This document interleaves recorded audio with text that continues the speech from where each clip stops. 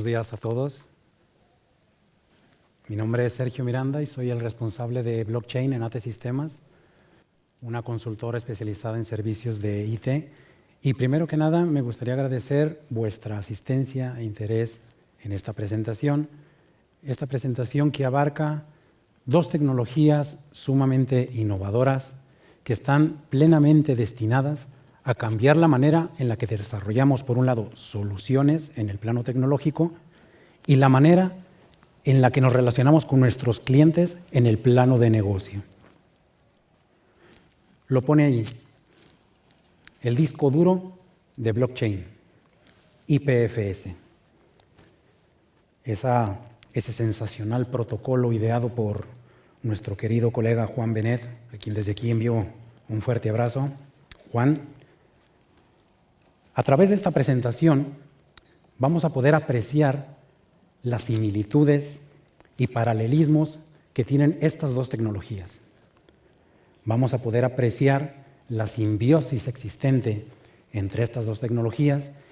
En un momento dado vamos a poder apreciar cómo es que la tecnología IPFS sirve como un componente que ayuda a cubrir algunas de las eventuales carencias de la propia tecnología blockchain, y en un momento dado es blockchain quien de alguna manera promueve el uso de la tecnología IPFS para que pueda cumplir con su cometido.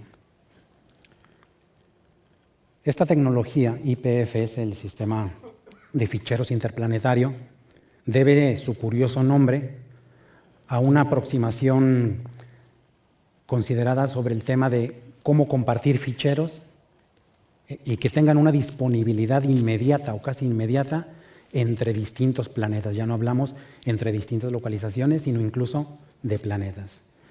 Típicamente acudimos al ejemplo de un usuario que puede estar, por ejemplo, en el planeta Marte y quiere acceder a un fichero de una web que está en el planeta Tierra. Pues bueno, su petición tardaría varios minutos en llegar hasta la Tierra, luego en la Tierra tardaría unos cuantos segundos o milisegundos en encontrar el servidor concreto, y la información tendría que viajar otros 4 minutos, 5 minutos de regreso hasta Marte para que el usuario pudiera consultar una simple página web, por ejemplo. Si el día de mañana ese mismo usuario quiere utilizar o volver a consultar esta misma página, este proceso se tendría que seguir repitiendo, es decir, tendría que esperar en el orden de 8 o 10 minutos en el mejor de los casos para consultar una simple página web. Ya no digamos si existen más planetas alrededor. Utilizando una tecnología como IPFS, cada vez que consultamos una página web, que consultamos un fichero, instantáneamente estamos nosotros descargando una copia que la tenemos a disposición de los demás usuarios cercanos que quieran consultarlo. De esta manera, una vez que hemos consultado la página web, tendríamos nosotros una copia, por ejemplo, en Marte, y si desde otro planeta quisieran acceder a esa misma página web o a ese recurso, ya no tendría que viajar la petición hasta el planeta Tierra, sino que ya se conectaría al nodo más cercano que tiene una copia de la información. Este proceso se repetiría iterativamente y de esta manera podríamos tener múltiples copias de un fichero accesibles de manera más rápida desde cualquier localización. El modo de funcionamiento de la tecnología IPFS es sumamente sencillo.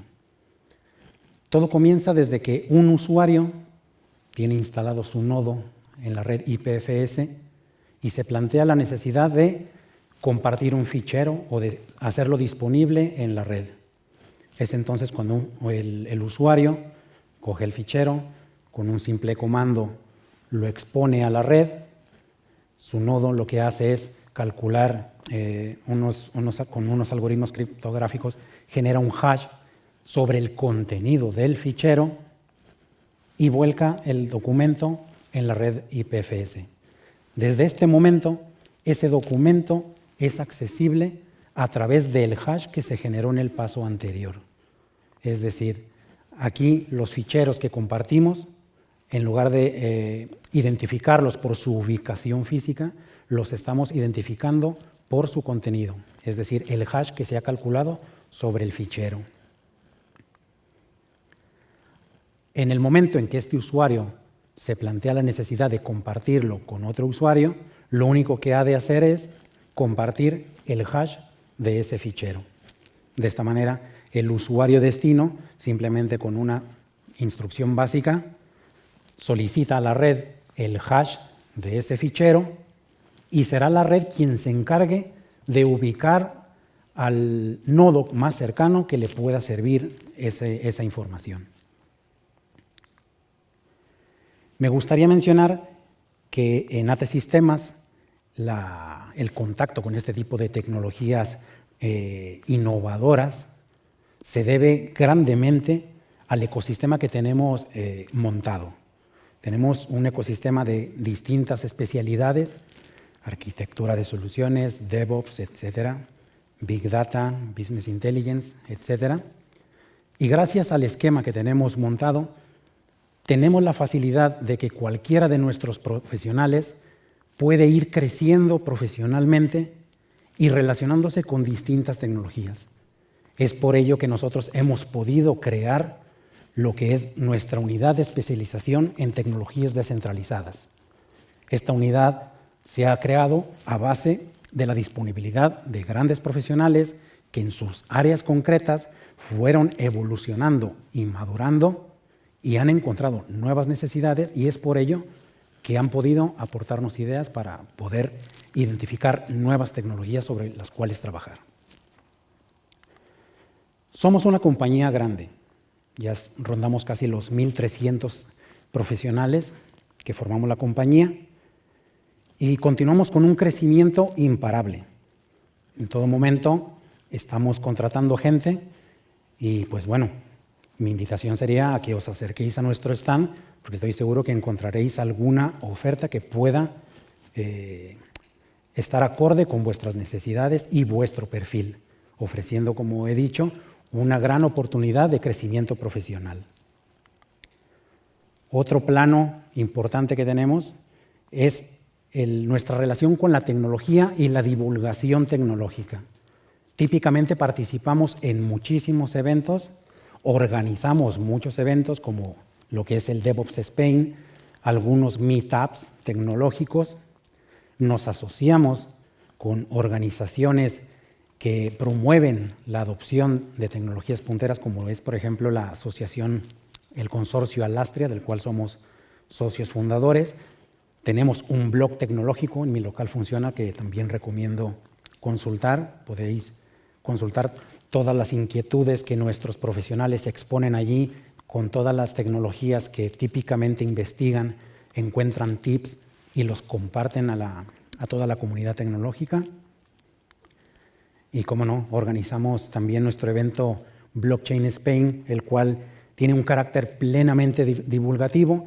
El próximo 22 de octubre lo vamos a tener aquí en Madrid, y os pediría también que echéis un vistazo a la web porque tiene una agenda interesante y, como he dicho, se presentan casos de éxito, situación legal, del marco legal, y también herramientas y componentes tecnológicos para poder construir soluciones basadas en esta tecnología. Vale la pena echar un vistazo a este evento. Como mencionaba inicialmente, la tecnología blockchain e IPFS tienen una serie de similitudes y caminos muy similares. Uno de ellos tiene que ver con lo que es su adopción. Típicamente se enfrenta a una serie de retos, a veces más que nada de percepción de las personas, y todo esto se debe a que dentro de lo que es el marco de las fases de adopción de la tecnología, muchas veces las empresas o los clientes pretenden saltarse las fases y tienden a saltarse al paso 5, intentar hacer algo con una tecnología novedosa de la cual todavía no han conocido sus funcionalidades, todavía no han podido identificar de qué manera les puede ayudar dentro de sus procesos internos o modelos de negocio, han intentado conseguir algo de financiación interna para promover el uso de la tecnología y no han pasado por la fase de prueba y de evangelización interna en la compañía. Entonces, muchas veces esto resulta contraproducente. A veces las empresas quieren adoptar una tecnología, pero no tienen bien aterrizado de qué manera van a beneficiarse de ella. A veces, las compañías que intentamos divulgar esta tecnología solemos cometer algunos errores porque debemos de ser conscientes que tenemos una responsabilidad tremenda y que es comunicar efectivamente cuál es la necesidad que puede cubrir una u otra tecnología. A menudo, la gente puede asociar la tecnología blockchain como una tecnología que puede ayudar a reducir costes, a cumplir con normativas, a identificar procesos ineficientes, pero eso en la realidad no comunica nada a las empresas, a los clientes, porque es difícil trasladar o aterrizar estos conceptos a sus modelos de negocio, a sus procesos, a sus sistemas. Es importante identificar que blockchain básicamente trata de 5 funcionalidades básicas. Una de ellas es la inmutabilidad, esa capacidad de garantizar que los datos que están guardados allí no van a poder ser manipulados por nadie. En este caso, comparte esta propiedad con IPFS. La descentralización, esa capacidad de mantener copias idénticas entre distintos repositorios, una característica más que comparte con IPFS. La capacidad de auditabilidad y de compartir esa información con determinados niveles de control de acceso, una capacidad más que tiene IPFS. Y finalmente, lo que es la capacidad de representar digitalmente activos o bienes físicos o digitales o actividades o acciones y poder programar su comportamiento. Cuando ocurra algo, hacer algo. Todo esto con el soporte de la automatización que proporcionan los smart contracts. A menudo podemos escuchar comentarios de que estas funcionalidades ya estaban disponibles anteriormente con una u otra tecnología, pero el hecho de tener todas estas 5 funcionalidades en una sola tecnología como es blockchain es lo que la hace verdaderamente especial y te permite comenzar a desarrollar soluciones que verdaderamente pueden avanzar la tecnología. Entrando un poco ya en lo que son las consideraciones de arquitectura o diseño, hay que tener muy en cuenta que a la hora de desarrollar soluciones basadas en tecnologías descentralizadas, como puede ser blockchain, hay que tener en cuenta lo que se llama como el trilema de blockchain. Son 3 factores que limitan lo que es la capacidad o la funcionalidad de una solución basada en blockchain. Escalabilidad y velocidad, que como su nombre lo dice, es la capacidad de atender muchas peticiones por segundo. La seguridad, la resistencia ante ataques de apropiación de la mayoría de nodos que componen la red y que pudieran comprometer la información y dar la capacidad a alguna entidad de manipular la información. Y la descentralización, la capacidad de delegar roles importantes a un determinado número de nodos que puedan estar dispersos o descentralizados, ubicados en ubicaciones distantes.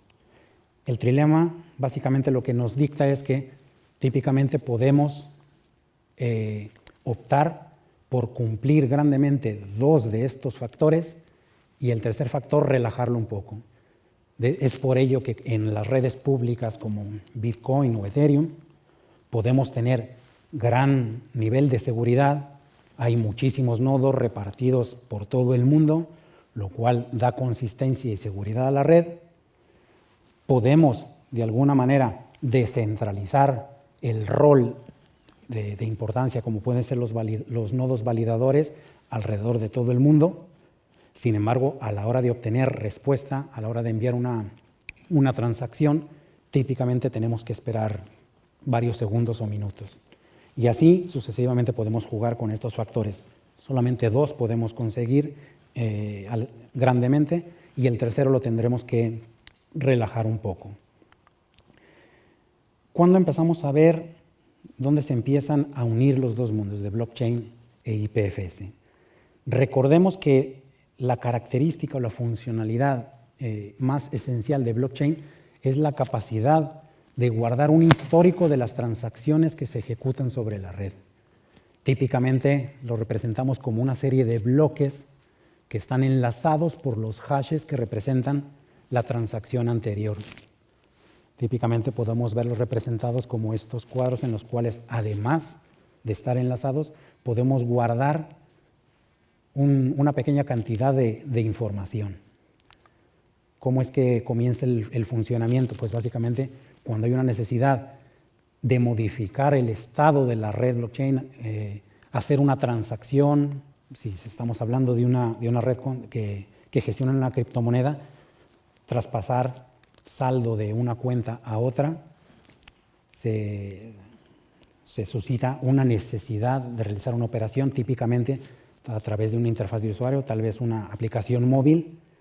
Esa transacción es trasladada a la red de blockchain, los nodos comienzan a recibir esta transacción y dependiendo evidentemente del tipo de tecnología blockchain concreta de la que estemos hablando, pues algunos nodos encargados de realizar las validaciones de las transacciones, pues se encargarán de realizar las comprobaciones pertinentes.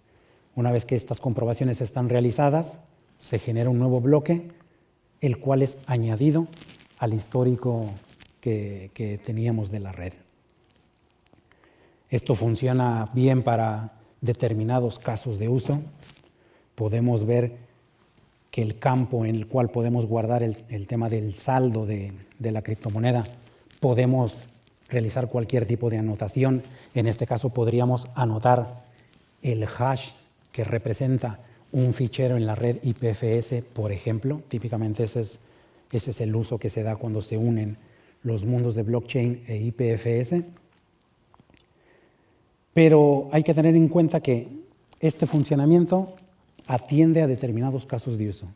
Hay otros casos de uso como el que hemos desarrollado nosotros, que tiene que ver con herencia de bienes digitales, en los cuales existe la necesidad de que los usuarios puedan subir ficheros, tener garantías de que esos ficheros van a estar disponibles y que pueden ser heredados a las personas que ellos han considerado oportuno. Es entonces cuando la red blockchain por sí sola no podría soportar lo que es la gestión o el almacenaje de vídeos, de películas, etc. Es allí cuando IPFS aparece para poder dar soporte a esa, digamos, carencia de la red de blockchain. La manera en la que da soporte se puede identificar de varias maneras. La primera de ellas es que a día de hoy seguimos en Internet trabajando con un sistema de direccionamiento basado en que es la ubicación. Cuando queremos consultar algún recurso, típicamente consultamos primero a nuestro DNS local para que nos devuelva la dirección IP concreta donde hay que recoger ese recurso. Con eso hacemos una petición HTTP a Internet, nos dirigimos al servidor concreto que tiene el recurso y recuperamos la información. Esto hasta el día de hoy sigue funcionando bien, nos da el servicio que esperamos hasta cierto punto, hasta que eventualmente algún servidor de estos se cae o es bloqueado. Es entonces cuando ya comenzamos a tener problemas para poder acceder a un fichero. Estas situaciones se dan bien porque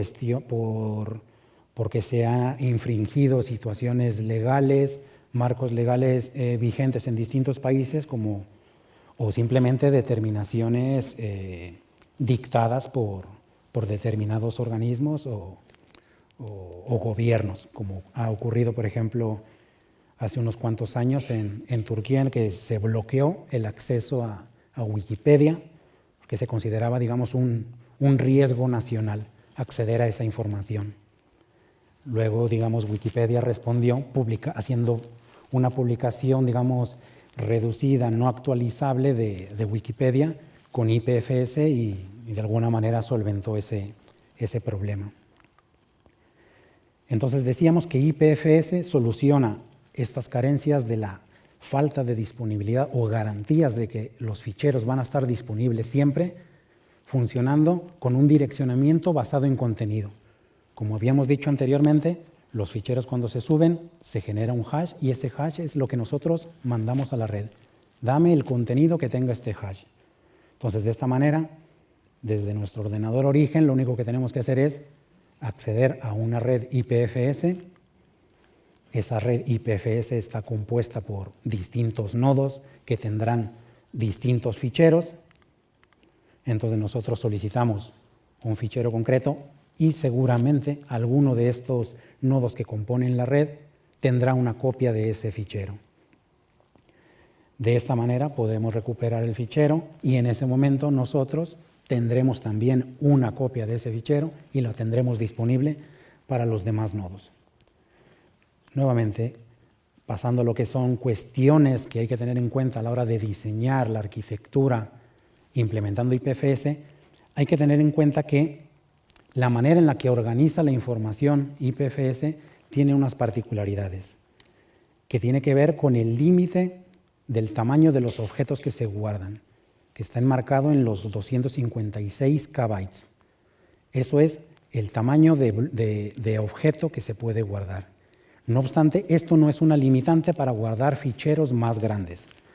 Por ejemplo, si nos interesa guardar una fantástica foto como esta, que evidentemente ocupa más de 256 KB, la tecnología IPFS lo que nos permite es subir el fichero y la red se encargará de particionar este fichero en los objetos de tamaño 256 KB o menos que permitan almacenar esta información y para ello irá creando enlaces a las distintas partes que componen esta imagen. De esta manera, aquí de manera ilustrativa, particionaríamos eventualmente esta foto en 4 bloques que a su vez irían conteniendo las partes de la foto original diseccionada. Otro tema importante es que decimos que cuando subimos un fichero a la red IPFS, ese fichero va a estar disponible. Eso es verdad. Sin embargo, hay que tener en cuenta que el sistema como tal, el protocolo, también tiene características, digamos, de mantenimiento y limpieza de los propios ficheros que alberga cada uno de los nodos. Entonces, en momentos determinados se pueden aplicar procedimientos de limpieza, de garbage collection, y si un fichero que hemos subido no le hemos aplicado el modificador de pin o chincheta, este fichero será candidato a ser barrido en estos procesos de mantenimiento. Entonces, si subimos un fichero que queremos garantizar que va a estar disponible, tenemos que aplicarle ese modificador de pin o chincheta para saber que es un fichero importante y que debe de permanecer alojado en nuestro nodo.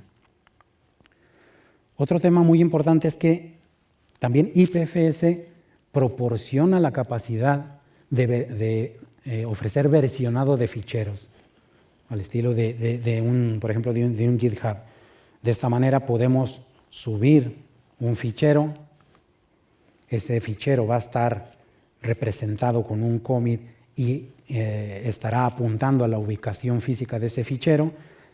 El día siguiente queremos subir una nueva versión de ese fichero y la queremos tener enlazada, subimos un nuevo commit que estará enlazada a la versión previa y así sucesivamente. Es decir, esta tecnología es una tecnología que nos ofrece una serie de funcionalidades sumamente interesantes. Entonces, como podemos apreciar aquí, este comportamiento está muy alineado con lo que ya habíamos visto anteriormente de la manera en la que organiza la información blockchain, con bloques secuenciales organizados en orden, digamos, histórico. Otro tema muy importante es la disponibilidad que tienen los ficheros. Habíamos dicho que en esta eventual red de IPFS, alguien puede tener un fichero y lo tiene disponible para la red. En un momento dado, otro usuario solicita una copia de ese fichero y también la hace disponible en la red. Y así sucesivamente. Otros usuarios se pueden interesar por ese fichero Y en este momento, por ejemplo, habrá 4 copias de ese fichero disponibles para todos. Pero se puede dar la circunstancia de que paulatinamente cada uno de estos nodos, por distintas razones, se caigan o simplemente desaparezcan, y eso lo que producirá es que no existan más copias disponibles del fichero. Esto de alguna manera pues va un poco en contra de la filosofía original de IPFS, que es precisamente esa, la de garantizar la disponibilidad de ficheros. Es por ello que existen algunas alternativas. Una de ellas directamente proporcionada por IPFS, que es la capacidad de desplegar unos clústeres. Con estos clústeres, de manera automática, cuando subimos un fichero, ya no estará subido solamente en un solo nodo, sino que estará repartido entre distintos nodos automáticamente. De esta manera podemos ya un poco garantizar la amplia disponibilidad de ficheros entre distintos nodos. Otra alternativa que hay es muy asociada a lo que es el funcionamiento de blockchain. Existen iniciativas también directamente asociadas a los creadores de IPFS, como es Filecoin, que es básicamente una criptomoneda que lo que hace es promover que los usuarios de manera proactiva realicen copias de ficheros. Existe Filecoin, Storj o SIA, por ejemplo, en los cuales básicamente un usuario que pueda tener en su nodo, en su ordenador, espacio disponible, lo puede poner a disposición de otros usuarios que estén interesados en que sus ficheros estén plenamente disponibles entre distintos nodos, y por alojar unos ficheros determinados pueden ir recibiendo una recompensa económica. Esto crea un ecosistema de que varios usuarios que puedan tener espacios disponibles en sus ordenadores pues puedan ponerlos a disposición de la comunidad para poder mantener distintas copias de los ficheros. Digamos, uso de un poco incentivar el realizar una acción y obtener como recompensa una criptomoneda, un token o cualquier recompensa, digamos, económica, es un tema que a día de hoy está adquiriendo gran importancia en las empresas. Yo os recomendaría que el día de mañana estéis presentes en esta presentación. Vamos a contar con la participación de uno de los pioneros en lo que es la generación y la adopción de la tecnología blockchain aquí en España, Ángel Miguel Martínez, que nos va a presentar un caso muy interesante, un caso de éxito que hemos desarrollado en el cual, mediante el uso de una criptomoneda, promovemos lo que es la productividad inicialmente en empresas de las que, por ejemplo, creo yo que casi todos venimos, empresas en las cuales desarrollamos software y premiamos de alguna manera lo que es la productividad, el cierre de tareas, la consecución de objetivos, otorgando automáticamente unos tokens o criptomonedas según la connotación que querramos dar. Volviendo un poco a lo que es el funcionamiento de IPFS, habíamos mencionado que a la hora de compartir un fichero, lo único que era necesario era compartir el hash del fichero que habíamos subido a la red. Esto nos da la idea de que cualquier tercera persona no deseada, si se entera de ese hash, podría acceder al fichero. Normalmente no hay problema, pero si se está tratando de un fichero confidencial, pues bastaría con tener el hash para poder apropiarse también de una copia de ficheros críticos. Es por ello que existen, digamos, patrones, digamos, arquitectónicos que ayudan a poder montar una solución de este tipo con IPFS. Y básicamente es recurrir a lo que es el cifrado asimétrico de toda la vida, y en el proceso de compartir el fichero, antes de compartirlo a la red IPFS, simplemente ciframos el fichero con la clave pública del destinatario, y el fichero cifrado es el que compartimos a la red IPFS, de modo tal que solamente el destinatario final será capaz de descargarlo y poder abrirlo efectivamente, y terceras personas que eventualmente pudieran descargarlo estarían imposibilitadas a leer su contenido.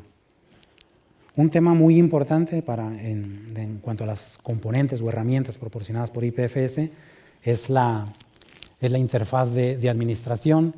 Nos proporciona información acerca del rendimiento de nuestro nodo, de la ubicación geográfica de los distintos nodos que componen la red, y también nos permite la capacidad de configurar no solo el acceso a la red IPFS, digamos, pública, sino configurar redes privadas para que podamos de alguna manera tener toda la funcionalidad de IPFS en un entorno más controlado, que para determinados casos de uso podría venir bien montar una red privada IPFS. También tenemos lo que es el componente del gateway IPFS, que una vez que ejecutamos el demonio de IPFS podemos acceder a él, y a través de él podemos consultar recursos que están publicados en la red de IPFS. Por ejemplo, podemos acceder a esta copia de Wikipedia a través de este gateway IPFS utilizando nuestro navegador web tradicional de toda la vida. Utilizando precisamente este gateway, nosotros, por ejemplo, podemos ver aquí una factura que es una factura por el consumo de uso de un API. Ahora mismo no tiene mucho sentido, pero al final de la demo podremos encajar las piezas. Es una página web básicamente que consiste en lo que es una página web y que abre una imagen, así de simple. Entonces, si esta web nosotros la subimos a IPFS, es tan sencillo como ejecutar este comando.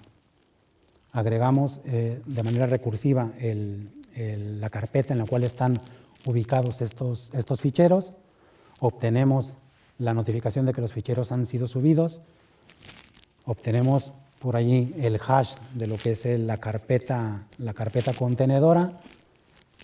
Eso lo ponemos ahí como indicador o identificador del recurso al cual queremos acceder, y con esa dirección nos posicionamos en nuestro navegador web de toda la vida y podemos acceder a los ficheros que hemos subido recientemente. De esta manera consultamos lo que es la página web y podemos ver esta factura. En este momento, nuestro nodo, si no tenía copia de ese fichero, ya habrá hecho una copia de esta información y ya al menos habrá en 2 sitios una copia idéntica de esta factura. Otro tema interesante a la hora de diseñar soluciones es que típicamente la tecnología IPFS se asocia con páginas web o sitios web estáticos. Esto se debe a que típicamente por defecto, cuando subimos un fichero, estamos utilizando una clave privada que se genera por defecto a la hora de instalar este protocolo. Pero podemos generar múltiples claves privadas y a esas claves privadas asociarles algún contenido, como podemos ver en el paso número 3. En el paso número 2 hemos subido una serie de recursos. En el paso 3, a una clave que hemos generado le asociamos un contenido, y con ese hash que identifica a la clave podemos ya de alguna manera acceder a una web. El día de mañana queremos actualizar esa web, lo que repetimos es el paso 2 y el paso 3, accedemos a la misma URL y tendremos una web completamente actualizada. De esta manera, de alguna forma, estamos adquiriendo la posibilidad de tener una especie de servicio de DNS distribuido con el cual podemos actualizar plenamente las webs y los contenidos. A la hora de integrar IPFS con cualquier tipo de solución, es una tecnología que encaja perfectamente, encaja de manera completamente desacoplada. Nosotros hemos desarrollado una serie de soluciones en las cuales blockchain verdaderamente tiene sentido. En este caso, estamos hablando de una solución que tiene que ver con la transparencia en el consumo de APIs. Todo esto está completamente alineado con las tecnologías que típicamente manejamos en la empresa y las necesidades de nuestros clientes. Como todos sabemos, a día de hoy es muy común que las empresas expongan datos a través de APIs y de alguna manera quieran obtener rendimiento o monetizar esos datos que exponen. Nosotros hemos desarrollado esta solución basada en 3 capas, en la cual está un frontend, digamos, representado por la parte del gestor de APIs WSO2, una parte de un API Gateway y una parte de almacenamiento, compuesta por una base de datos Dynamo, por la parte blockchain y por la parte de IPFS. El desarrollo básicamente a la hora de ejecutarlo, tiene 3 fases. Creamos una nueva aplicación en lo que es el gestor de APIs de WSO2, asociamos una API a esta aplicación y la fase 3, consumimos ese API. Y con las condiciones que hemos definido, la aplicación y el API, facturamos en determinados ciclos de facturación. Entonces, básicamente la arquitectura a nivel muy general es así. La información se genera desde el WSO2 y viaja hasta el dominio de blockchain, pasando por una serie de comprobaciones. Entonces, inicialmente nos logamos en lo que es la interfaz del API Store de WSO2. En este momento, lo que vamos a hacer es generar una nueva aplicación. Para ello, le asignamos un nombre, luego definimos un ciclo de facturación que va a estar basado, en este caso, en 15 llamadas al API, y luego rellenamos una serie de datos solamente para temas identificativos, temas fiscales un poco, que luego van a ser estos representados en la factura que se genera automáticamente cuando se alcanza el ciclo de facturación definido. Todos estos datos, al final de cuentas, lo que están haciendo es configurar los smart contracts que ya están desplegados en la red de blockchain y que simplemente se alimentan de esta información para comenzar a realizar su función, validar todas las interacciones que se tienen con el API que vamos a exponer. En esta fase hemos creado primero la aplicación. Dado que la interacción la estamos haciendo con una red consorciada, pues los tiempos de respuesta no son inmediatos, entonces tenemos que de alguna manera gestionar lo que es la sincronía en las respuestas. Podemos ver ahí esa barrita azul que nos indica que la información ya ha sido consolidada en blockchain, y es entonces cuando los demás componentes comienzan ya a consolidar información. Entonces, eventualmente, ya aquí con este monitor de lo que es la red Alastria, y al haber visto que la transacción se ha completado, en ese momento ya tenemos información repartida entre todos los nodos de la red blockchain que la componen. Ya tenemos garantías de inmutabilidad, de capacidad de auditabilidad, y ahí podemos ver todos los nodos que componen la red y en los cuales tenemos una copia de esa primera definición de una aplicación definida en el WSO2. También podemos ver una serie de datos informativos sobre la propia red blockchain. Y eventualmente, si volvemos a la interfaz de WSO2, vemos que pasará de estado inactivo esa aplicación que hemos definido y pasa a aprobada. Es decir, ya se ha consolidado la información entre todos los dominios. Y a partir de ahora ya podemos generar las keys para poder hacer uso de esta aplicación. En el segundo paso vamos a asociar una API a esta aplicación, y para ello el procedimiento también es similar. La información comienza en el dominio de WSO2, se va trasladando al dominio de blockchain, y una vez que se consolida en el dominio de blockchain, se ven reflejados los cambios en el WSO2. Seleccionamos cuál es la aplicación a la cual vamos a asociar esta API, el tipo de ciclo de facturación, lo asociamos, lo suscribimos. En este momento, por debajo comienzan a ejecutarse todas todas las transacciones pertinentes y eventualmente cuando podamos apreciar que aparece la barrita azul allí, quiere decir que la información ha sido consolidada en blockchain. Ahí la podemos ver. Es entonces cuando ya también los demás componentes comienzan a consolidar la información, ya tenemos definida una aplicación, una API, ya está plenamente configurada para su uso y se actualizará eventualmente en el WSO2. Finalmente, el paso final es ya consumir el API.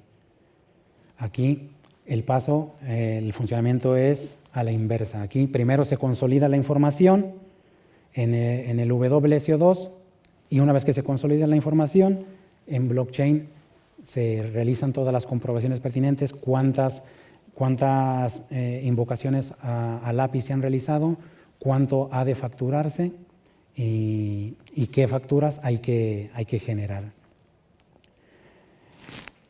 En ese momento generamos una factura en formato PDF y la enviamos por correo electrónico y como vimos en los pasos anteriores, esa misma factura la subimos a la red IPFS, con lo cual garantizamos tanto en el mundo blockchain que no se puede manipular la información que se ha facturado de acuerdo a parámetros definidos y que las facturas, los documentos como tales, tampoco se pueden manipular, dado que están alojados en una red IPFS. Ya para terminar, simplemente mencionar que otro de las limitantes para lo que es la adopción generalizada de este tipo de tecnologías a veces choca con lo que son los marcos legales, temas relacionados con lo que es el derecho al olvido, a veces colisionan con las funcionalidades que ofrecen este tipo de tecnologías. Es decir, a veces el mismo marco legal va poniendo piedras en el camino para la plena adopción de este tipo de tecnologías muy rompedoras.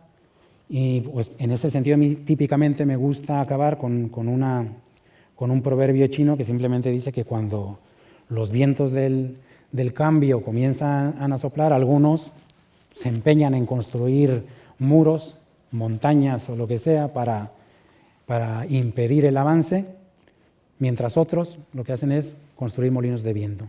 Yo os invito a vosotros a que adoptemos este tipo de tecnologías, que nos dediquemos a construir precisamente molinos de viento que sirvan como elementos de comprobación para los agentes reguladores y que puedan dar validez a este tipo de tecnologías. Finalmente, nada más recordaros que la comida está disponible en la sala 16, según me han indicado. Y pues nada, por mi parte es todo y os esperamos en el evento Blockchain Spain el 22 de octubre aquí en Madrid. Muchas gracias.